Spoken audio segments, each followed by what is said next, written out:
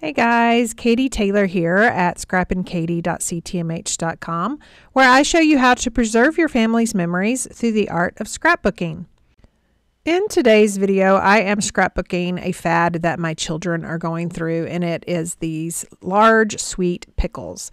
Now, I have pulled out some hearts as well as the It's the Little Things paper collection, and then just some scratch pieces from the fresh paint. So I am building this page on a white daisy piece of cardstock, and I thought it would be easier, not easier, I'm being lazy here. So I just put that black cardstock on and I'm going to trim it off. And then I am going to add some of those hearts that I went ahead and die cutted out. So this sketch actually has a huge heart on the right side. So I've just penciled that heart in, and instead of having a large heart shape, my goal is to take these cute little heart die cuts and actually make the heart shape, if that makes sense. Now, again, these hearts come from the It's the Little Things paper collection. It has bright colors as well as those black and white neutrals. And then the thin cuts that I use, some are old and then some are current. They're just different sizes. So you have the larger hearts, kind of a medium, a small, and then really, really tiny. So my goal was to actually place the larger hearts down first and then kind of fill in with the medium and the small. And then once I get those adhered down, I'm going to come back in with the very, very tiny hearts and just kind of fill up those blank spaces. Now this heart won't be totally covered up, but I do want the majority of it. And then I want some of those hearts to translate over to that black piece of cardstock over on the left. So back to the photos of this pickle or these pickles. A lot of people ask me all the time is, do you ever do 2-page layouts? Why do you do so many 1-page layouts? Well, here is the deal. Most 2-page layouts come from big, huge events that I remember, that my children remember. We're talking birthdays and Christmases and vacations. And I just love the fact that my kids often come to me and say, hey, do you remember, on that Tuesday, back 9 years ago when I was 3 and we went to the store and you bought me this and I was wearing this. And, no, I don't remember that unless I have a layout about it. And these pickles come from a little local drive-through restaurant. They're basically just big, huge sour pickles, and they're dipped in chamoy sauce, and they are rolled in fruit roll-ups, and they have candy on them. You would think that they are disgusting. They are not. They're really good. The fact is they cost $7. $7 for a pickle. And my children just absolutely love them. It's become one of those special treats that they get either after good grades or if they've saved some money. And so I wanted to document these pickles because when they're 30 and they're telling their kids, you're not going to buy a $15 pickle, I have this layout to show them, hello, you begged for $7 pickles when you were 15. So you can see here, back to the layout, I'm kind of filling in those small little spaces with those tiny little hearts. And believe it or not, I'm kind of liking the shape that this is taking. At first, I was kind of worried that you wouldn't be able to see the heart shape, even though in my mind I had something pictured. And I know we all do that. We have in our mind what our project, whether it's a card or a layout, is going to look like. But then once you try to translate that with paper and embellishments, it just sometimes just doesn't turn out right. But this is slowly coming together, and if you'll hang on for just a little bit, I think you will be surprised at how much it resembles a heart in the end.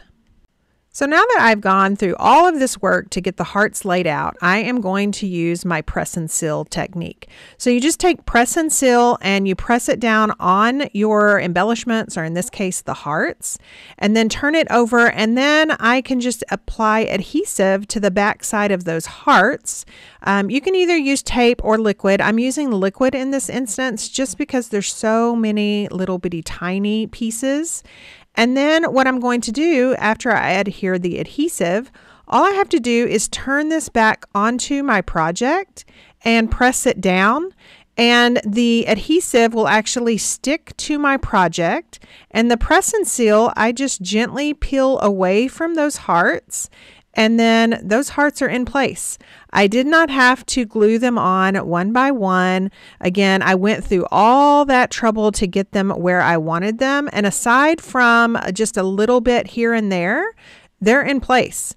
Now, there are some overlapping ones where adhesive didn't get stuck down to, and so those I'll just gently pick up and add liquid adhesive underneath. But all in all, that press and seal technique cuts down a lot of the work for you. So I suggest you try to find that. I've used this before, and I think it's come up, all you Australian girls and New Zealand girls. I'm not sure what the equivalent is over there, but you just need something that's kind of got a tacky feel to it. And again, I will leave an Amazon link and down below, or you can just pick it up at your local supermarket. So I've just roughed out these photos where I want them, and then I'm going to kind of fill in some of those little holes and spaces with those tinier hearts.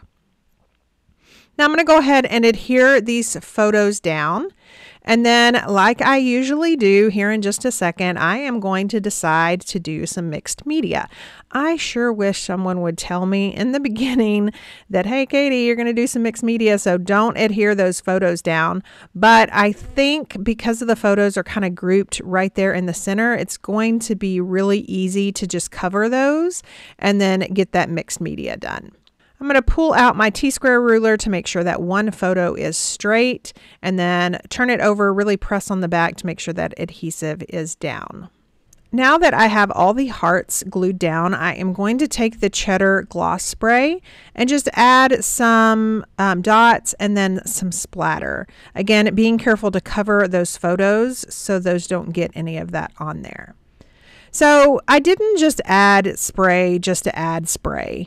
The thought process behind this was I had so much of that yellow and orange pattern paper over on the right, and the black cardstock was just so plain that in my opinion it needed something, and I loved that that cheddar gloss spray matched that pattern paper.